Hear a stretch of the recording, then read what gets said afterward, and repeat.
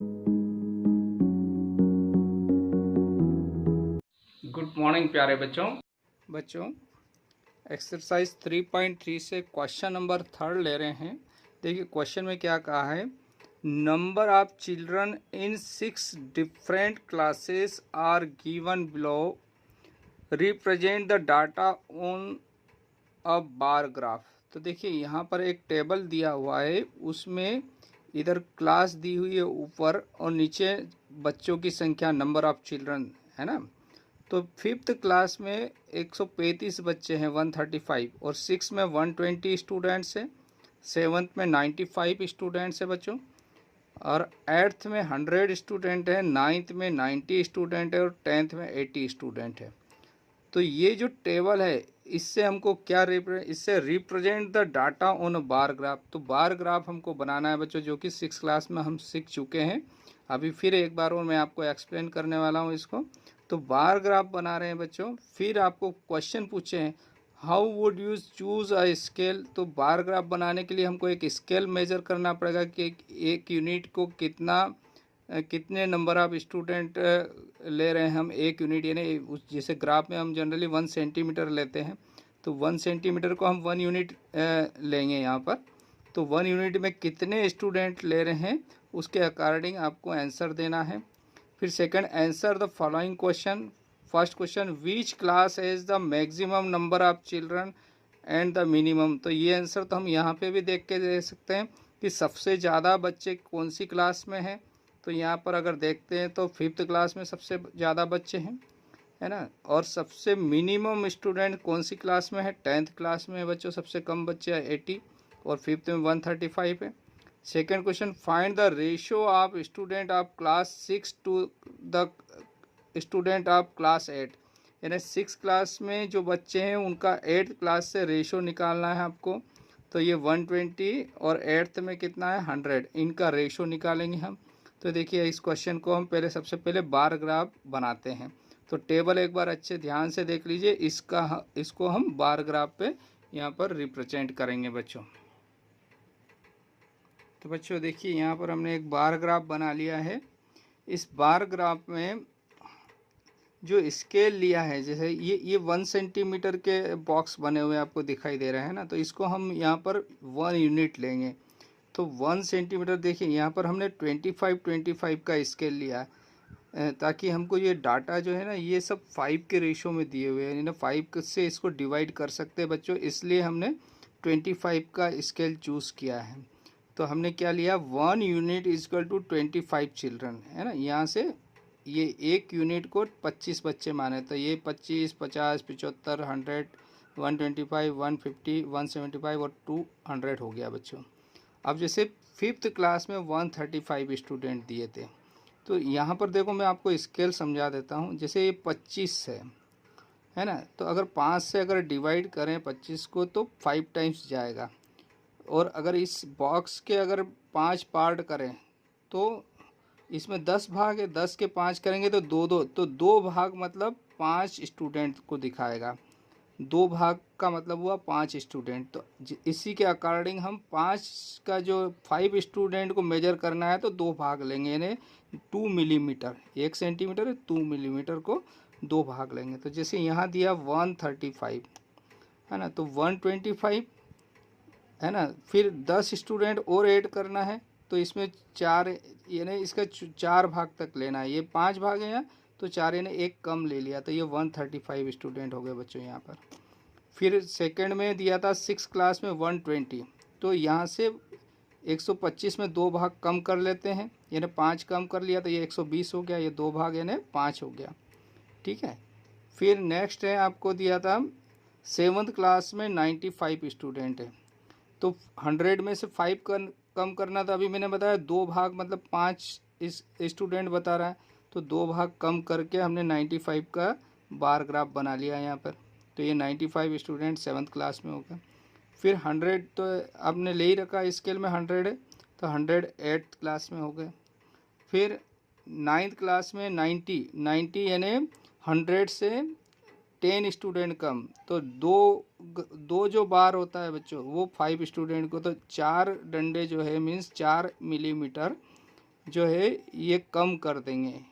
तो 4 मिलीमीटर कम कर दिया तो ये 5 से 1 ज़्यादा 6, यानी 6 पर आएगा। तो ये हो गया यहाँ पर 90 स्टूडेंट को शो करेगा, ठीक है। फिर लास्ट वाला था 80 स्टूडेंट। 80 यानी यहाँ पर समझ ले 75 में 5 और जोड़ देंगे तो 80 हो जाएगा। तो 5 के लिए 2 बॉक्स चाहिए, यानी 2 मिलीमीटर। तो यहाँ से 2 मिलीमीटर पे हमने ये बार ग्राफ बना लिया यहाँ से। तो ये 80 स्टूडेंट हो गया। तो ये स्केल जो 1 unit is equal to 25 children लिया, उससे हमारा एग्जैक्ट करेक्ट बार ग्राफ यहाँ पर बन गया है। इधर हमने हॉरिजेंटली नंबर ऑफ स्टूडेंट लेंगे बच्चे, इधर क्लासेस ले ली। तो ये बार ग्राफ आपने देख लिया है बच्चों, जिसमें 5th क्लास में हाईएस्ट स्टूडेंट 135 है और सबसे कम स्टूडेंट किस में है, 10th क्लास में बच्चों, ठीक है। और इनका जो यूनिट लिया 1 यूनिट इजकल टू 25 चिल्ड्रन करके हमने ये ग्राफ बना लिया। अब जो क्वेश्चन पूछे हैं उनके आंसर दे देते हैं हम। तो प्यारे बच्चों, फर्स्ट क्वेश्चन था ए वाला, उसमें ये कहा था कि स्केल क्या लेंगे आप, है ना। क्वेश्चन है how would you choose a scale. तो हमने स्केल जो लिया वो 1 यूनिट इजकल टू 25 चिल्ड्रन, ये हमने स्केल लिया हुआ है ग्राफ, बार ग्राफ में, ठीक है, समझ रहे बच्चों। फिर सेकंड जो पूछा क्वेश्चन, उसने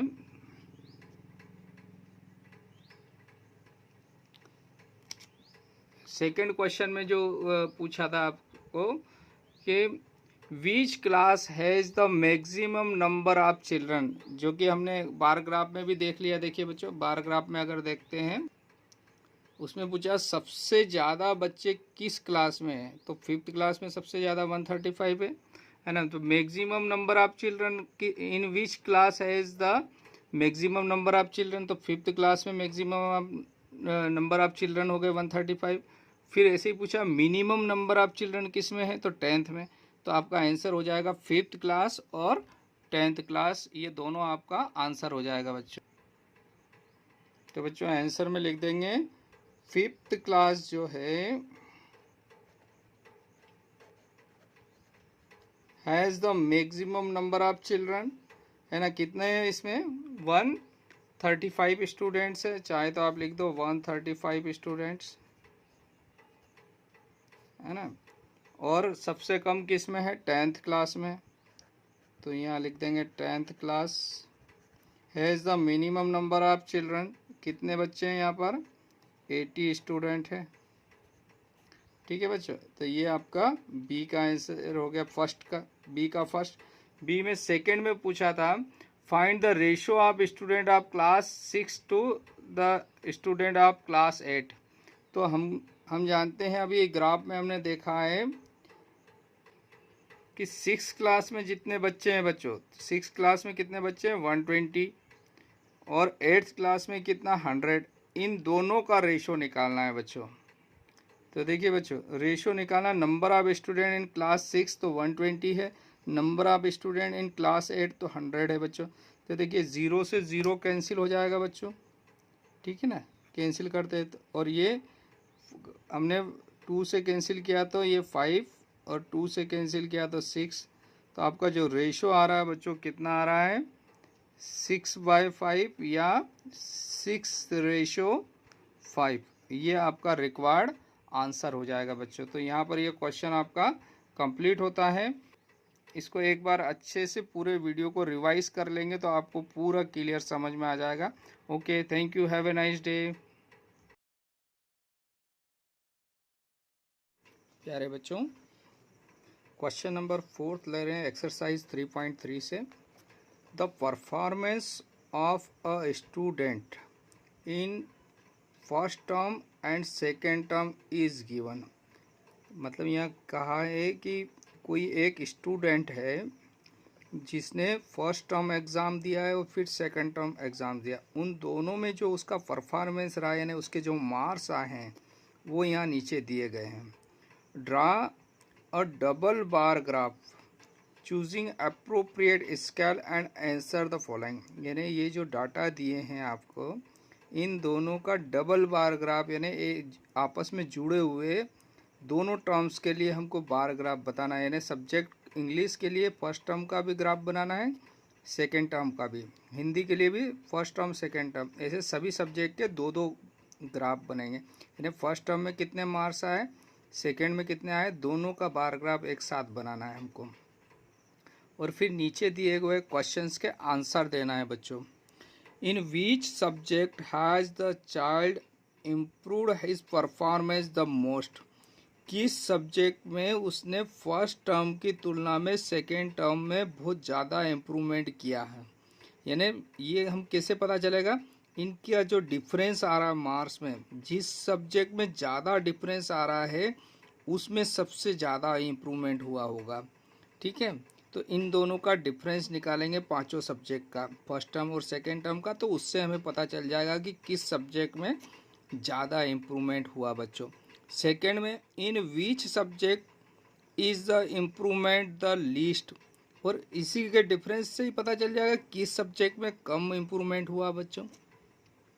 नेक्स्ट थर्ड वाला, has the performance gone down in any subject, मतलब किसी सब्जेक्ट में फर्स्ट टर्म से सेकेंड टर्म में मार्क्स कम आ रहे क्या। देखिए यहाँ देखते हैं तो 67 से 70 हुआ, 88 से 95, 81 से 85, 73 से, यानी इन सब सब्जेक्ट। लेकिन हिंदी में क्या हो रहा है, फर्स्ट टर्म में 72 आए थे, सेकेंड में 65। तो हिंदी सब्जेक्ट ऐसा सब्जेक्ट है जिसमें उसका परफॉर्मेंस डाउन हुआ, यानी फर्स्ट टर्म में ज़्यादा मार्क्स थे, सेकेंड में कम हुए।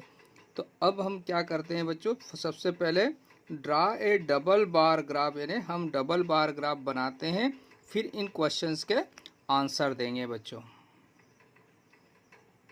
बच्चों देखिए हमने यहाँ बार ग्राफ बना लिया है, डबल बार ग्राफ है, जिसमें किसी एक सब्जेक्ट जैसे इंग्लिश में फर्स्ट टर्म में जितने मार्क्स आए उसको भी बार ग्राफ से दिखा रहे हैं। तो इंग्लिश में उसको फर्स्ट टर्म में 67 मार्क्स मिले बच्चों, और सेकेंड टर्म में 70, यानी फर्स्ट टर्म की तुलना में सेकेंड टर्म में उसके मार्क्स बढ़े। अब ग्राफ बनाने से पहले क्या हमने स्केल लिया, तो हमने क्या ले लिया बच्चों, ये एक एक जो यूनिट है, यानी सेंटीमीटर को हम यूनिट मानते हैं, इसको एक यूनिट को 10 मार्क्स लेकर हमने ये स्केल डिसाइड किया, यानी स्केल को मेजरमेंट के लिए लिया है। तो हमने यहाँ पर 10-10 मार्क्स के लिए एक एक यूनिट लिया है बच्चों। तो यहाँ तक हमने 100 तक एक एक सेंटीमीटर को एक एक यूनिट मानकर एक यूनिट में 10 मार्क्स लिए बच्चों। इधर सब्जेक्ट लिख दिया हॉरिजेंटल में हमने बच्चों, और एक सब्जेक्ट के लिए दो बार ग्राफ बना रहे हैं, क्योंकि फर्स्ट टर्म के मार्क्स भी लिखना है और सेकेंड टर्म के भी लिखना है। तो देखिए बच्चों, फर्स्ट टर्म में इंग्लिश में उसको मार्क्स आए 67, तो 67 के लिए हमने बार ग्राफ बना लिया। फिर इसी से लगा हुआ बार ग्राफ बनाया सेकेंड टर्म के लिए, और सेकेंड टर्म में इंग्लिश में उसको 70 मार्क्स आए, तो ये 67 हम मेजर कर सकते, एक में 10 है तो 60 से एक एक मिलीमीटर जो रहेगा वो आपका 61, 62, 67 तक एक एक मिलीमीटर से काउंट करके हम बना लेंगे, और 70 तो आपको दिखाई दे रहा है ना। फिर सिमिलरली हिंदी सब्जेक्ट की बात करें तो फर्स्ट टर्म में हिंदी में 72 मार्क्स था, तो 70, 71, 72 यानी 2 मिलीमीटर और ऊपर लेंगे और 72 का बार ग्राफ बना लेंगे हम। लेकिन सेकेंड टर्म में इसके मार्क्स डाउन हो गए बच्चों, किसके, हिंदी सब्जेक्ट में 65 मार्क्स आए, तो ये 60 और ये 65, तो इससे 65 के लिए हमने बार ग्राफ सेकेंड के लिए बना लिया बच्चों, है ना। इसी प्रकार मैथमेटिक्स में 88 मार्क्स आए हैं, तो ये 90 से 2 कम ले लिया हमने 88, ठीक है, और ये फर्स्ट टर्म का। लेकिन सेकेंड टर्म में उसको 95 मार्क्स आ गए, यानी इसमें 7 मार्क्स बढ़ गए उसके, ठीक है बच्चों। तो ये 95 के लिए सेकेंड टर्म का बार ग्राफ बना लिया हमने। साइंस में आते हैं बच्चों, साइंस में उसको 81, तो 80 और 1 ले लिया, यानी 81 ले लिया हमने, और यहाँ पर फर्स्ट टर्म का ग्राफ, और सेकेंड में उसको 85 मार्क्स आए, यानी इसमें भी इंक्रीज़ हुए मार्क्स उसके। सिमिलरली सोशल साइंस में लेते हैं, फर्स्ट टर्म में 73 मार्क्स थे, और सेकेंड टर्म में उसके 75, यानी 2 मार्क्स बढ़े हैं उसके यहाँ पर। तो सबसे ज़्यादा मार्क्स देखिए बच्चों, अगर हम बार ग्राफ देखते हैं तो सबसे ज़्यादा मार्क्स इधर बढ़े हैं मैथमेटिक्स में, 7 मार्क्स, 88 से 95 यानी 7 मार्क्स बढ़े हैं। और सबसे कम मार्क्स अगर देखिए तो 73 से 75 2 मार्क्स बढ़े हैं, किसमें, सिर्फ सोशल साइंस में। सोशल साइंस में बहुत कम इम्प्रूवमेंट हुआ है, लेकिन मैथमेटिक्स में बहुत ज़्यादा इम्प्रूवमेंट हुआ उसका। और हिंदी सब्जेक्ट ऐसा सब्जेक्ट है जिसमें इम्प्रूवमेंट की बजाय उसका नीचे परफॉर्मेंस डाउन हुआ उसका, ठीक है ना। तो ये बार ग्राफ को देखने से हमको कुछ जानकारियाँ यहाँ पर मिली है। अब जो क्वेश्चन पूछे हैं उनके आंसर हम देते हैं बच्चों। देखिए बच्चों, पहले तो हम डिफरेंस निकाल लेते हैं। तो जैसे इंग्लिश में 3 मार्क्स का इम्प्रूवमेंट हो रहा है, लेकिन हिंदी में -7 इन्हें डाउन हुआ है, तो -7 मार्क्स इन्हें नीचे गिरा है, उसका सेकेंड टर्म में कम मार्क्स कम हो गए। मैथ में इम्प्रूवमेंट हुआ, 88 से 95 चला गया, यानी 7, जैसा कि बार ग्राफ में हमने देखा। साइंस में 4 मार्क्स बढ़े, 81 से 85 हो गए थे उसके। और सोशल साइंस में 75 मार्क्स हो गए 73 से, तो 2 मार्क्स। तो सबसे ज़्यादा मार्क्स उसको बढ़े हैं मैथमेटिक्स में बच्चों, और सबसे कम मार्क्स बढ़े हैं किस में, सोशल साइंस में। और किस में परफॉर्मेंस डाउन हुआ है, हिंदी सब्जेक्ट में उसका परफॉर्मेंस डाउन हुआ। अब उसने जो क्वेश्चन पूछे हैं उसके अकॉर्डिंग हम आंसर देते हैं बच्चों। तो फर्स्ट क्वेश्चन था बच्चों कि in which subject has the child improve his performance the most, सबसे ज़्यादा इम्प्रूवमेंट किस सब्जेक्ट में किया, तो मैथमेटिक्स में। तो हम यहाँ लिख देंगे इन मैथमेटिक्स या इन मैथ्स,